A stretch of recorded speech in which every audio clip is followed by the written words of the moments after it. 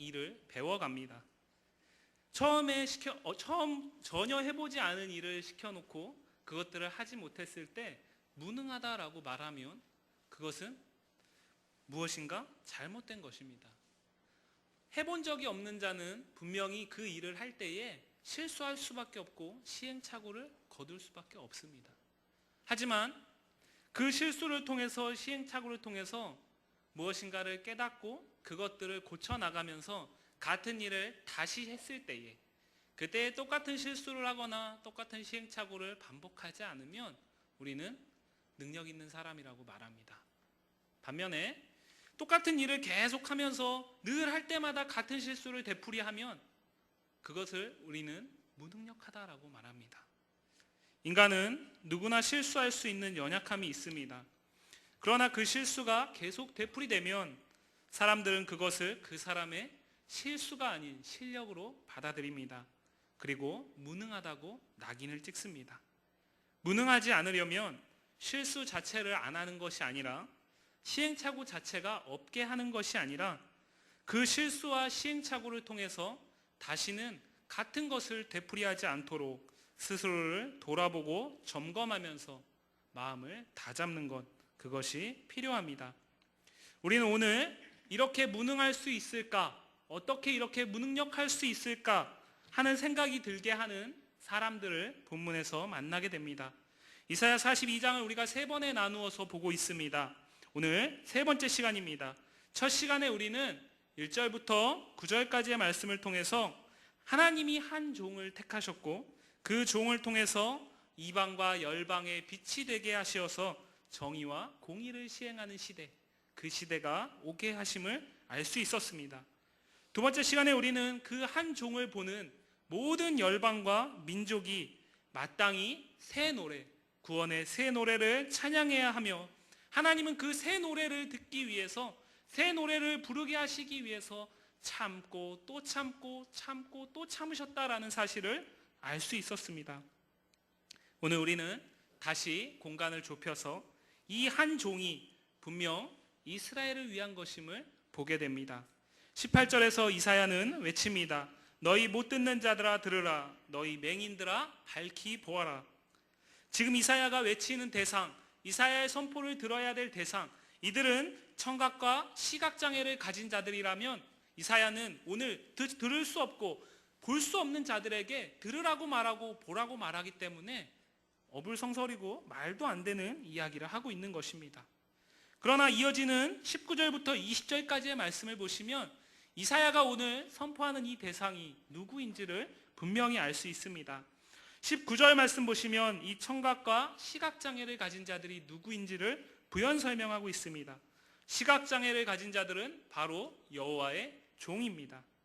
청각장애를 가진 자들은 여호와가 사자로 보낸 자들입니다. 또 시각장애를 가진 자들을 말하는데 그 자들은 여호와께 충성된 자들이라고 말합니다. 이것은 원문의 의미와는 많이 다르게 번역되어 있습니다. 원문은 어떻게 해석되냐면 화평케 된 자들을 말합니다. 그리고 다시 여호와의 종이라고 말합니다. 이 표현은 누구를 말하는 것이냐면 바로 이스라엘을 말하는 것입니다.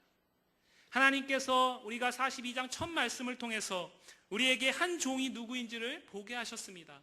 그 한 종은 메시아입니다. 메시아는 스스로의 뜻을 행하거나 스스로의 뜻을 이루려고 하지 않았습니다. 스스로 무엇을 들으려고 하지 않았고 스스로 무엇을 판단하고 보려고 하지 않았습니다. 그것을 듣고 봄으로써 자신의 생각대로 행하지 않았다라는 것입니다. 메시아 되시는 예수님은 온전히 하나님의 뜻을 이루시기 위해 이 땅에 오셨습니다. 그 외의 것들을 행하거나 따르지 않았다라는 것입니다. 마치 시각과 청각의 장애를 가진 자들이 이끄는 자의 인도를 받아서 그대로 행할 수밖에 없듯이 종이신 메시아는 하나님의 뜻만을 듣고 하나님의 뜻만을 보고 그 외에 다른 모든 소리와 다른 모든 것들에는 청각장애, 시각장애인이기를 자처했다라는 것입니다. 하지만 이전에 하나님은 먼저 종을 택하셨습니다. 메시아를 한 종으로 보내시기 이전에 하나님은 수없이 많은 종들을 택하셨습니다. 이들 역시 종이기 때문에 하나님의 뜻이 곧 그들의 뜻이어야 했습니다. 그대로 행함으로써 그것이 그들의 유일한 기쁨이 되어야 했습니다. 하지만 이들은 한 종이신 메시아와는 다른 시각과 청각의 장애를 가진 자들이었다라는 것입니다. 메시아는 하나님의 음성만 듣고 다른 모든 소리에는 청각 장애인이기를 자처했다면, 이들은 하나님의 음성은 듣지 않고 다른 모든 소리에는 귀를 기울였다라는 것입니다. 메시아는 하나님이 보여주시는 것만, 하나님이 이끄시는 길만 보았다라면, 다른 모든 것들 보는 것들에 시각장애인이기를 자처했다면, 먼저 택한 종들은 하나님이 이끄시는 길 외에 다른 것들을 보기를 원했다라는 것입니다. 그렇기 때문에 둘 다 똑같이 종으로 부름받았지만, 한 종은 주인의 음성과 주인이 이끄시는 길 외에 다른 것들은 전혀 듣지도 않고 보지도 않았던 충직한 한 종이었다면, 그 전에 택했던 다른 종들은 하나님 외에, 주인이 부르신 주인 외에 다른 모든 것들을 보고 듣고 하나님의 음성과 하나님의 길을 따르기보다는 자신들이 보고 자신들이 듣고 자신들이 판단하는 대로 행했다라는 것입니다. 하나님께서 한 종을 보내실 수밖에 없었던 이유는, 그 한 종이 있기 전에 수없이 많은 종들을 보내셨지만 그들이 종으로서의 역할을 감당하지 못했기 때문이다라는 것입니다. 특별히 그렇게 수없이 많이 보낸 종들 가운데 하나님께서 일찍이 택한 한 민족이 있는데, 그 민족이 바로 이스라엘입니다. 하나님께서 이는 내 종이라, 이는 내가 보낸 사자라, 이는 나와 화평케 된 자들이다 라고 말하는 이 표현은 이 구약의 시대에 비춰봤을 때 하나님이 먼저 택한 이스라엘 민족에게만 해당되는 표현입니다. 이사야가 이 말씀을 이스라엘에게 선포할 때에 그들은 자신들이다라는 것을 분명히 알았다라는 것입니다. 19절은 무엇이라고 말합니까? 너희가 어찌해요? 너희 같은 맹인이 있냐라고 말합니다. 너희 같은 못 듣는 자, 귀머거리가 있냐라고 말합니다.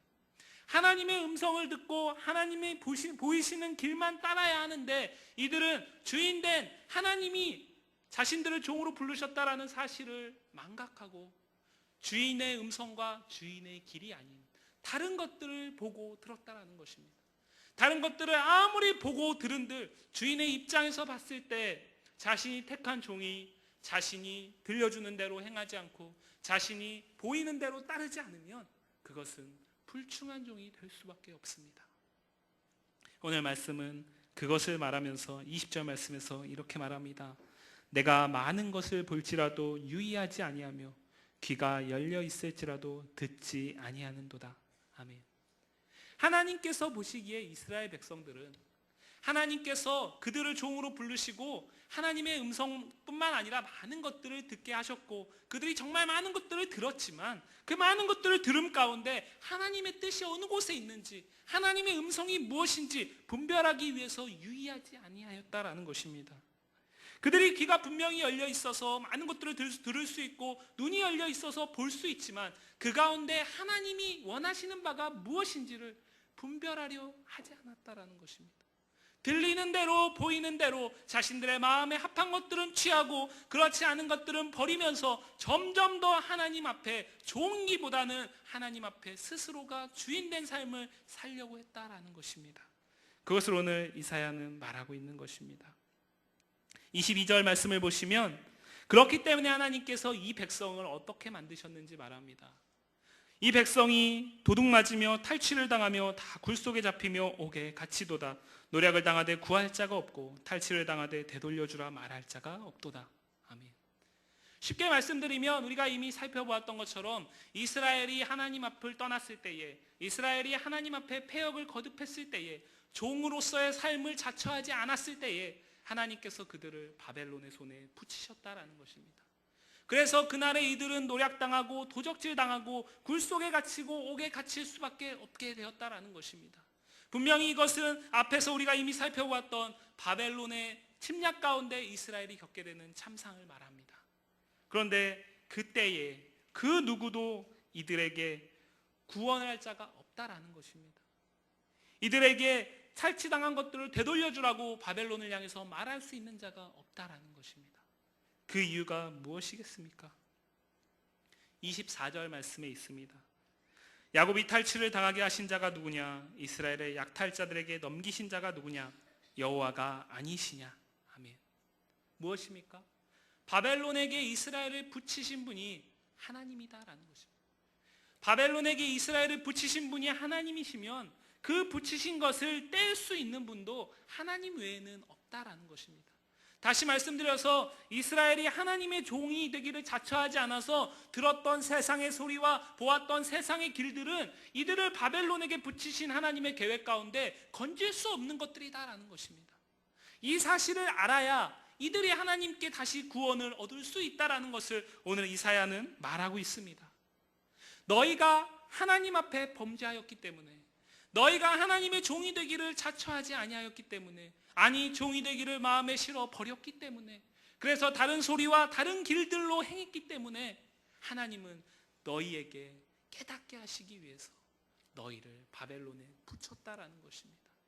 이 사실을 깨닫는다면 누구 앞에 엎드려야 되겠습니까?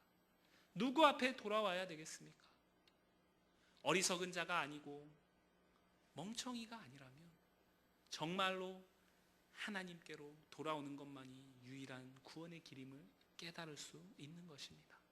하나님은 이스라엘 민족을 다시 회복시키기 위해서 바벨론에게 붙이셨다라는 것을 오늘 말씀을 통해 다시 말하고 있는 것입니다.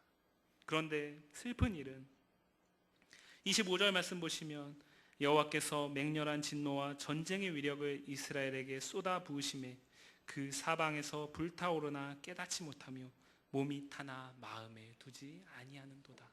아멘. 무엇입니까? 노략을 당하고 침략을 당하고 굴에 갇히고 옥에 갇히고 구원할 자가 아무도 없는 그 상황 가운데서, 우리 집이 타고 내 몸에 위협이 가해지는 그 상황 가운데서도 이스라엘이 여호와를 마음에 두지 않고 있다라고 말하고 있습니다. 이들이 우리보다 더 악해서 그렇겠습니까? 이들이 우리보다 훨씬 더 악인이고 이들이 우리보다 훨씬 더 멸망당할 만한 자격이 충분한 사람들이라 하나님께서 이러시겠습니까? 그렇지 않다라는 것입니다. 오늘 말씀은 우리에게 무엇을 말하고 있냐면 죄의 위험성이 얼마나 큰 것인지를 말하고 있습니다. 우리가 계속해서 이사야 말씀을 보면서 한 말 또 하는 것 같고 했던 말 또 듣는 것 같고 하지만 하나님께서 오늘 우리 이 말씀을 통해서 우리에게 주시는 마음은 무엇이냐면 이스라엘 백성들이 분명 하나님께서 먼저 택한 종입니다. 그들은 하나님께서 택하셨을 뿐만 아니라 그들을 출애굽 이후에 광야 이후의 모든 삶 가운데 인도하셨습니다. 그 가운데 홍해를 건너는 생각하지도 못하는 기적도 허락하셨고, 광야 생활 가운데 뭐가 먹고 싶다라고 생각하면 말씀드리면 하나님께서 만나와 메추라기를 내리셨고, 물이 없는 그 사막 가운데서 물을 구할 때에 하나님께서는 군말 안 하시고 바위를 쳐서 물을 내주셨습니다. 이들은 요단강을 건너는 기적도 경험했습니다. 그리고 가나안 땅을 정복하는 과정 가운데 생각하지도 못하는 방법 가운데 여리고성을 정복했던 자들입니다. 지금 이 말씀을 듣는 이들이 그것들을 실제적으로 경험하지 않았지만 이들은 구전을 통해서 분명히 하나님께서 자신들을 택하셨고 자신들을 인도하시고 자신들을 구원하신 분임을 끊임없이 듣고 또 들었을 것입니다. 그런데 오늘 이들이 하나님 앞에 하나님의 음성을 들으려 하지 않고 하나님의 길을 보지 않으려 하고 있다라는 것입니다. 사람들은 말합니다. 어떤 엄청난 기적을 보거나 어떤 엄청난 내가 이해할 수 없는 특별한 일을 보게 되면, 듣게 되면 내가 하나님을 더 잘 믿을 수 있다라고 말합니다. 하지만 오늘 이들은 분명 그것들을 이미 듣고 보고 겪은 민족입니다. 이들이 떠나고 있다라는 것입니다. 아이러니하게도 지난 시간에 우리가 살펴보았던 구원의 새 노래를 부르라는 그 말씀 가운데 하나님은 이스라엘을 이야기하지 않았습니다. 그것은 무엇이냐면 하나님이 먼저 택한 이스라엘이 새 구원의 노래를 부르지 못할 때에 하나님께서는 그들을 통해서 받지 못하는 그 노래를 이방과 열방을 통해서 받으심을 말하고 있습니다. 우리가 범죄해서 하나님을 떠나면 하나님이 아무 일도 할 수 없고 하나님이 아무 영광을 받을 수 없고 하나님이 아무 찬양을 받을 수 없는 분이 아니시라, 우리가 범죄에서 떠나면 하나님은 다른 것들을 통해서, 다른 이들을 통해서, 다른 민족을 통해서, 다른 나라를 통해서 그 일들을 마땅히 행하신다라는 것입니다. 그럼에도 불구하고 오늘 18절부터 25절까지의 말씀은 다시 한번 이스라엘을 향한 하나님의 긍휼을 말하고 있습니다.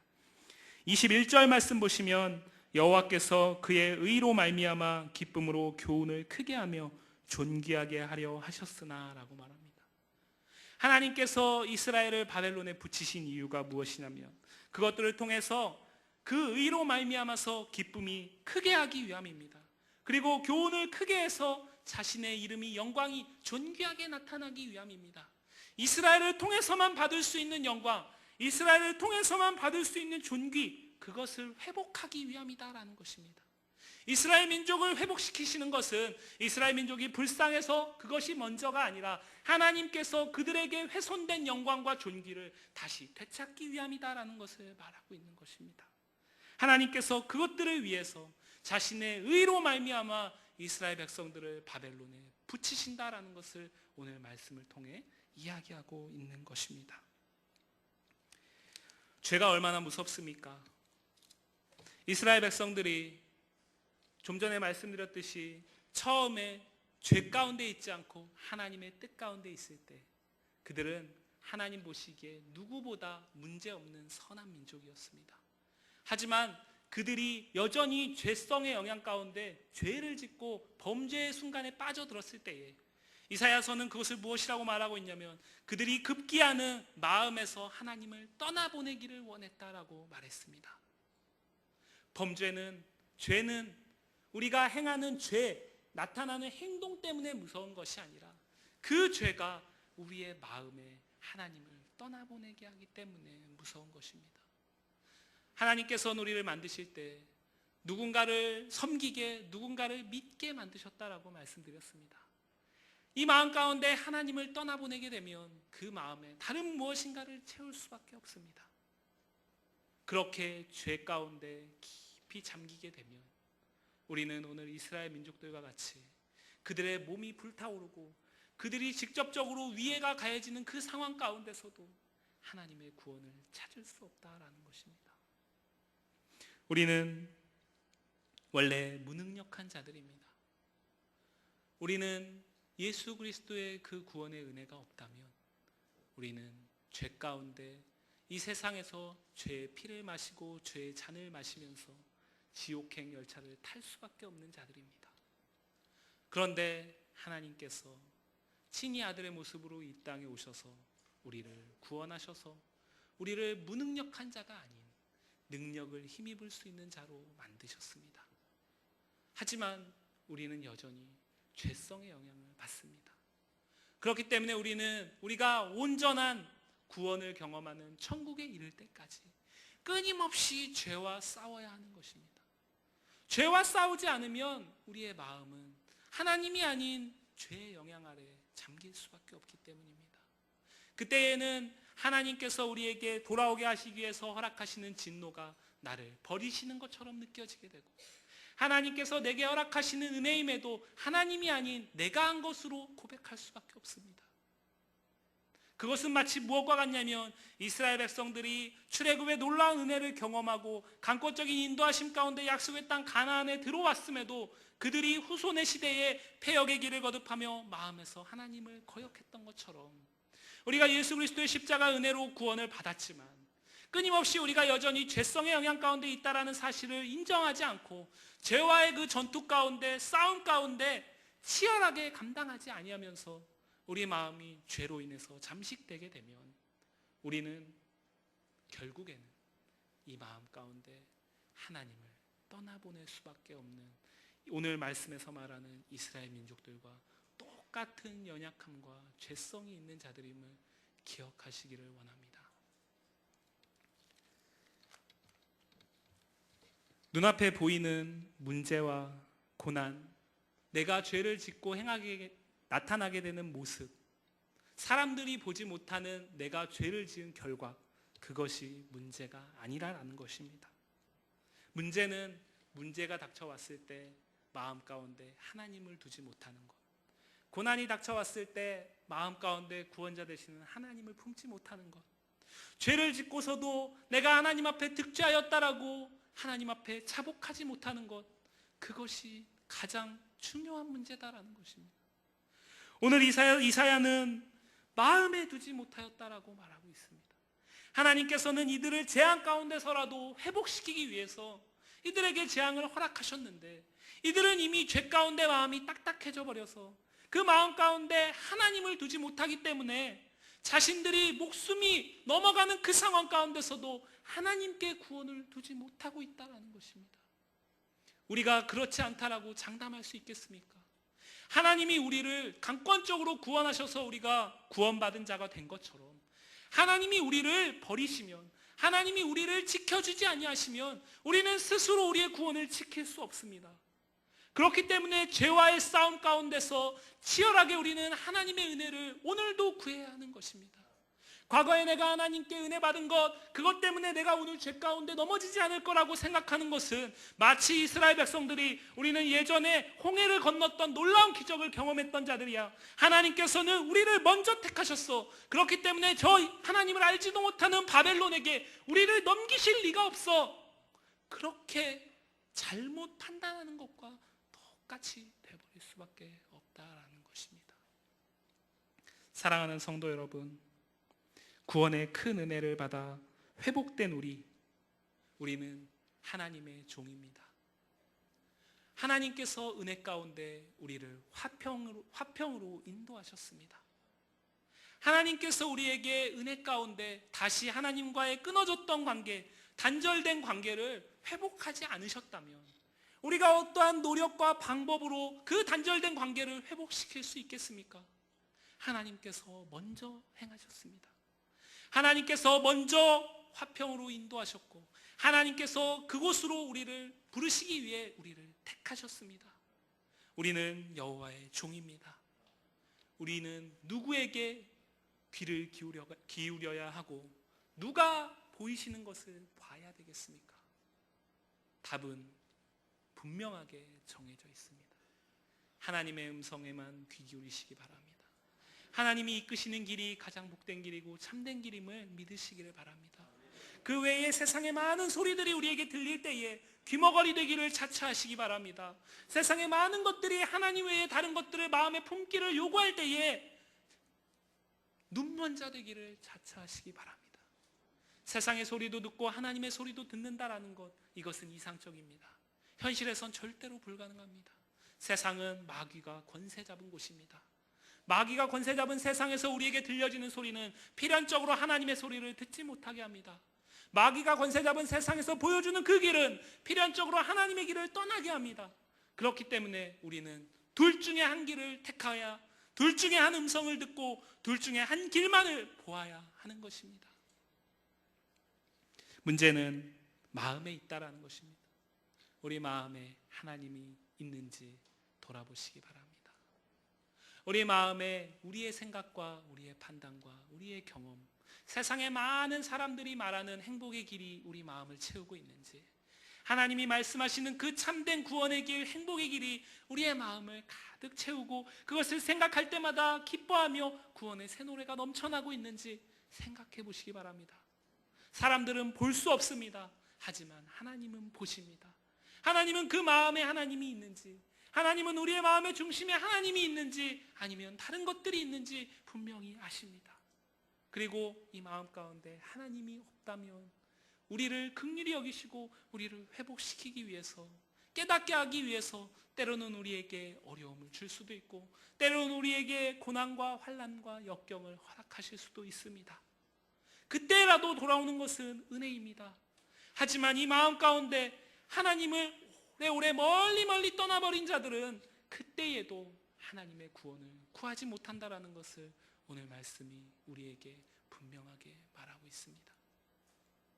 흔히 우리 장로교에서 말하는 구원을 값싼 구원이라고 말합니다. 절대 우리의 구원은 값싸지 않습니다. 하나님께서 우리에게 베풀어 주신 그 구원은 값싸지 않았습니다. 하지만 그 장로교 안에서 구원의 은혜를 힘입은 우리 성도가, 우리가 그 구원을 값싸게 만들어 버렸습니다.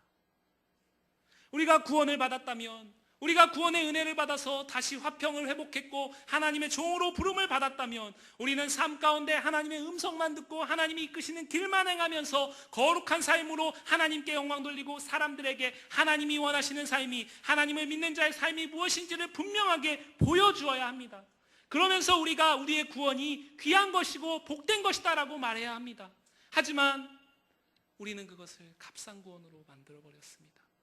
내가 예수 그리스도의 은혜로 구원을 받았고 나는 천국행 티켓을 갖고 있습니다. 그렇기 때문에 나는 이 땅에서 더 이상 죄와 싸울 필요가 없고 이 땅에서 내 삶이 그렇게 중요하지 않습니다. 내 믿음의 고백만으로 충분합니다라고 그렇게 우리는 구원을 값싸게 만들어버렸습니다. 그런데 그 믿음으로 구원을 받는다라고 말할 때 그 믿음이 하나님께서 우리를 구원하셨다라는 사실을 고백하는 그것에서 끝나는 것이 아니라 그 믿음을 가지고 그 고백을 가지고 주님이 다시 우리를 부르실 때까지, 주님이 다시 이 땅에 오시거나 우리를 저 천국으로 부르실 그 날까지 치열하게 나는 죄인입니다. 나는 하나님의 은혜가 없으면 살 수 없습니다. 하나님께서 나를 십자가에서 구원하신 그 강권적인 은혜가 오늘도 나에게는 분명히 필요합니다. 그 은혜가 없다면 나는 오늘도 내 마음 가운데 하나님을 단 1분 1초도 품을 수 없는 자입니다라는 그 고백과 함께 삶으로 하나님께 영광 돌리는 자가 진정한 믿음으로 구원을 획득한 자다라는 것을 성경은 우리에게 말하고 있습니다. 사랑하는 성도 여러분, 하나님을 마음에 두시기를 원합니다. 우리의 마음이 세상의 염려와 세상의 번뇌와 세상의 고민과 세상의 어떤 것들로 채워져 있기보다 내 자녀의 문제, 내 가정의 문제, 우리 교회의 어떤 문제, 이것들로 채워져 있기보다 오늘도 나의 가장 첫 번째 문제는 오늘 이 하루가 내 마음 가운데 하나님이 있었는지, 내가 하는 모든 말과 내가 하는 모든 행동이 하나님의 뜻 안에 거하고 있는지 그것들을 끊임없이 물어보고